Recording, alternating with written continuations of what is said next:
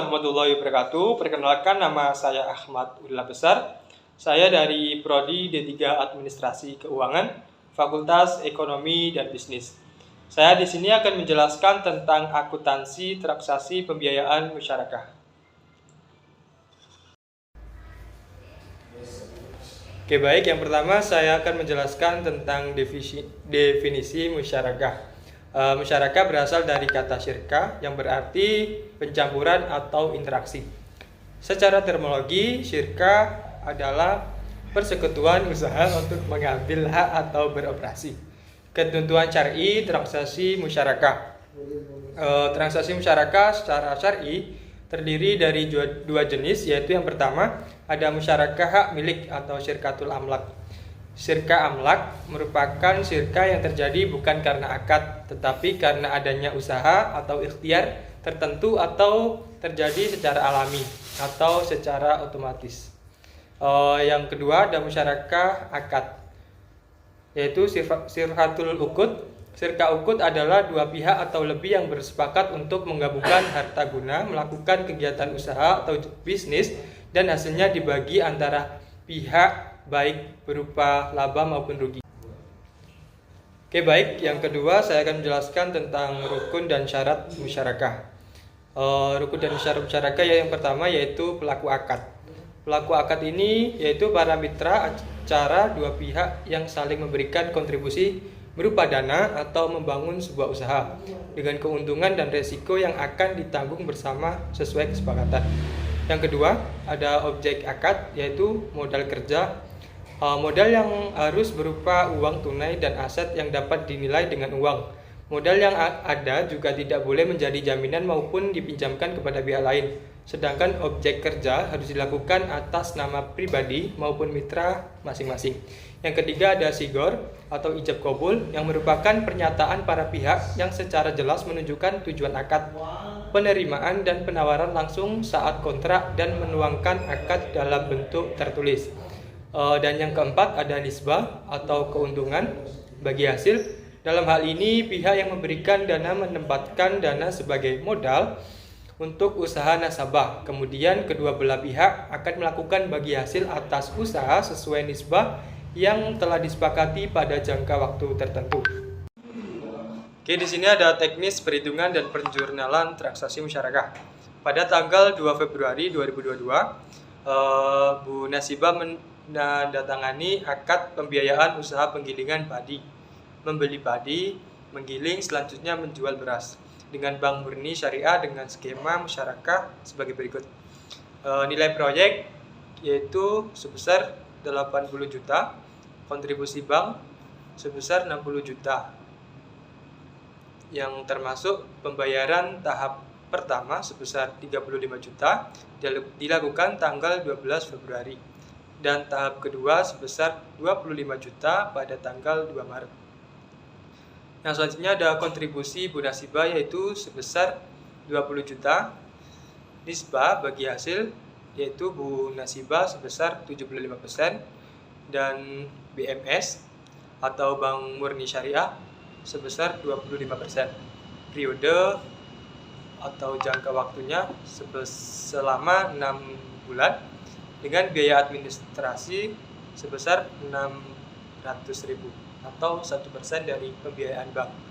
Objek bagi hasil laba bruto atau 2 kali masa panen pada tanggal 2 Mei dan 2 Agustus 2022. Skema pelunasan pokok dengan menggunakan skema musyarakah permanen yang dilunasi pada saat akad berakhir pada tanggal 2 Agustus 2022. Selanjutnya ada saat penyerahan pembiayaan musyarakah oleh bank kepada nasabah. Dalam kasus nasibah sebagai pembayaran tahap pertama. Yang selanjutnya pada tanggal 2 Maret, Bank Syariah menyerahkan dana kedua sebesar 25 juta. Bentuk jurnalnya sebagai berikut, yaitu yang pertama pada tanggal 12 Februari 2022 ada pembiayaan musyarakah dengan debit sebesar 35 juta.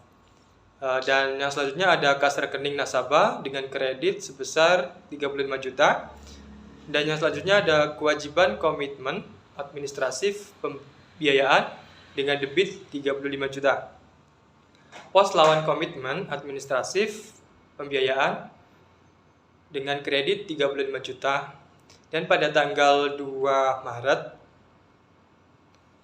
2022 ada pembiayaan musyarakah dengan debit 25 juta. Dan yang selanjutnya ada kas atau rekening nasabah dengan kredit sebesar 25 juta. Kewajiban komitmen administratif pembiayaan dengan debit sebesar 25 juta. Dan yang terakhir ada pos lawan komitmen administratif pembiayaan sebesar kredit 25 juta.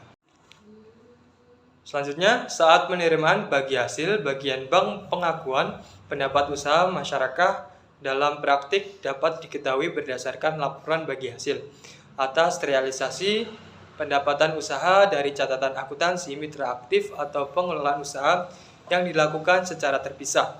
Berikut realisasi laba bruto usaha Bu Nasibah selama 2 kali masa panen yang dilaporkan pada tanggal 2 Mei 2022 dan tanggal 2 Agustus 2022. Yang pertama ada periode masa panen yang pertama dengan jumlah laba bruto sebesar 14 juta dengan porsi bank sebesar 3.500.000. Tanggal pembayaran bagi hasil pada tanggal 2 Mei. Dan yang kedua ada periode masa panen kedua. Jumlah laba bruto sebesar 16 juta dengan porsi bank 4 juta dengan tanggal pembayaran bagi hasil pada tanggal 12 Agustus. Ya baik, yang terakhir ada variasi transaksi. Yang pertama, pembiayaan masyarakat dengan menggunakan aset non-kas.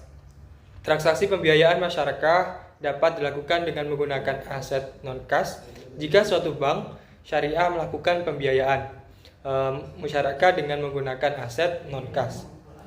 Dapat mengaju pada BSAK 106 paragraf 27 yang disebutkan bahwa pembiayaan masyarakat diakui pada saat pembayaran kas atau penyerahan aset non-kas kepada mitra aktif. Yaitu yang pertama ada nilai wajar. Aset non-kas lebih tinggi dari nilai buku. Aset yang berwujud non-kas sebesar nilai wajar, dan jika terdapat selisih nilai wajar dan nilai tercatat aset non-kas, maka selisih tersebut diakui sebagai keuntungan, tangguhan, dan amortisasi selama masa akad. Yang kedua ada nilai wajar aset non-kas lebih rendah dari nilai buku untuk aset yang berwujud non-kas dengan nilai wajar lebih rendah dari nilai buku, maka selisih tersebut diakui sebagai kerugian pada saat terjadinya. Variasi yang kedua yaitu ada pelunasan pembiayaan masyarakat secara bertahap. Selain menggunakan skema masyarakat permanen atau masyarakat dengan ketentuan jumlahnya tetap hingga akhir masa akad, para mitra dapat menggunakan skema masyarakat menurut pola pembayaran nasabah dapat dibedakan atas 2 jenis, yaitu yang pertama ada pembayaran cicilan pokok pembiayaan disertai dengan jadwal yang disepakati. Dan yang kedua, pembayaran cicilan pokok pembiayaan melewati jadwal yang disepakati. Nah, selanjutnya ada kerugian usaha masyarakat. Salah satu ciri dari pembiayaan masyarakat adalah ikut sertanya memiliki modal menanggung resiko jika terjadi kerugian usaha. Kerugian usaha masyarakat dapat dibedakan menjadi 2, yaitu yang pertama, kerugian disebabkan bukan karena kelalaian pengelolaan. Yang kedua ada kerugian disebabkan karena kelalaian pengelola.